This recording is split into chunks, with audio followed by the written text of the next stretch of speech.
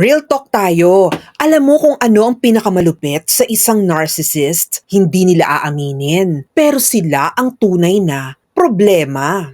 Yung taong puro sarili lang ang iniisip, yung tipong sila lagi ang bida, sila lagi ang tama, at sila lagi ang dapat pakinggan. Yan ang classic na narcissist. Sa una, mabait sila, charming, parang perfect. Pero pag nakuha na nila ang tiwala mo, unti-unti mong makikita ang tunay nilang ugali. Bigla kang makakaramdam ng guilt kahit wala ka namang kasalanan. Lahat ng mali, ikaw ang sisisihin. At lahat ng tama, kanila ang credit.